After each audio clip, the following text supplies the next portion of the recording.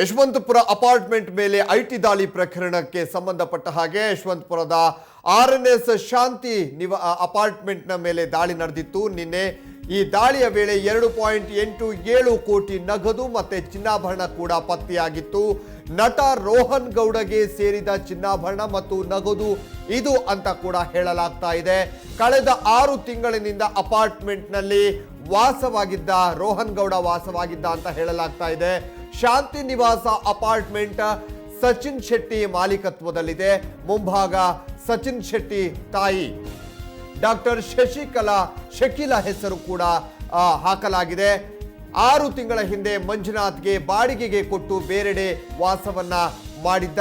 ಬೇರೆ ಕಡೆ ವಾಸವಾಗಿದ್ದ ನಟ ರೋಹನ್ ಗೌಡ ಈಗ ಈ ಹಣ ಕೂಡ ರೋಹನ್ ಗೌಡಗೆ ಸೇರಿದ್ದು ಅಂತ ಹೇಳಲಾಗ್ತಾ ಇದೆ. ಕಳೆದ 6 ತಿಂಗಳಿನಿಂದ ಅಪಾರ್ಟ್ಮೆಂಟ್ನಲ್ಲಿ ರೋಹನ್ ಗೌಡ ವಾಸವಾಗಿದ್ದಾನೆ. ಮಂಜುನಾಥ್ ಮತ್ತು ರೋಹನ್ ಗೌಡ ಸೋದರ ಎನ್ನಲಾಗ್ತಾ ಇದೆ. ಲೀ ಮೆರಿಡಿಯನ್ ಹೋಟೆಲ್ನಲ್ಲಿ ಶುಗರ್ ಫ್ಯಾಕ್ಟರಿ ಎಂಬ ಪಬ್ ಇದೆ. ಪಬ್ ಪಾಲುದಾರರಲ್ಲಿ ಮಂಜುನಾಥ್ ಕೂಡ ಒಬ್ರು ಅಂತ ಹೇಳಲಾಗ್ತಾ ಇದೆ. ದಾಳಿ ಬಳಿಕ ಮಂಜುನಾಥ್ ಮತ್ತು ರೋಹನ್ ಗೌಡ ಸಂಪರ್ಕಕ್ಕೆ ಸಿಗ್ತಾ ಇಲ್ಲ. ಮಂಜುನಾಥ್ ರೋಹನ್ ಗೌಡನಿಗೆ ಪೊಲೀಸರು ಐಟಿ ಅಧಿಕಾರಿಗಳು ಶೋಧವನ್ನ ನಡೆಸ್ತಾ ಇದ್ದಾರೆ.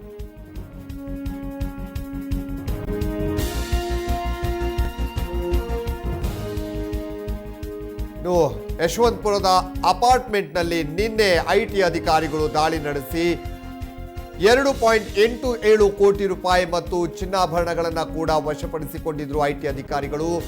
ಈಗ ಈ ಒಂದು ಮನೆ ಯಾರಿಗೆ, ಈ ಒಂದು ಫ್ಲಾಟ್ ಯಾರಿಗೆ ಸೇರಿದ್ದು ಅನ್ನೋ ಶಂಕೆ ಕೂಡ ವ್ಯಕ್ತವಾಗಿತ್ತು. ಅದರಲ್ಲಿ ಮಂಜುನಾಥ್ ಹೆಸರು ಕೇಳಿ ಬಂದಿತ್ತು. ಲೀ ಮೆರಿಡಿಯನ್ ಹೋಟೆಲ್ ಅಲ್ಲಿ ಒಂದು ಪಬ್ ಅನ್ನು ಕೂಡ ಮಂಜುನಾಥ್ ಹೊಂದಿದ್ದ.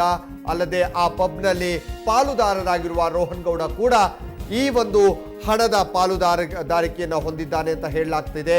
ಆದರೆ ಈ ದಾಳಿ ಬಳಿಕ ಮಂಜುನಾಥ್ ಮತ್ತೆ ರೋಹನ್ ಗೌಡ ಇಬ್ರು ಕೂಡ ಸಿಗ್ತಾ ಇಲ್ಲ, ಸಂಪರ್ಕಕ್ಕೆ ಸಿಗ್ತಾ ಇಲ್ಲ. ಇಬ್ರು ಕೂಡ ಕಾಣೆಯಾಗಿರುವಂಥದ್ದು. ಅವರಿಗೆ ಶೋಧ ಕಾರ್ಯ ಮುಂದುವರೆದಿದೆ.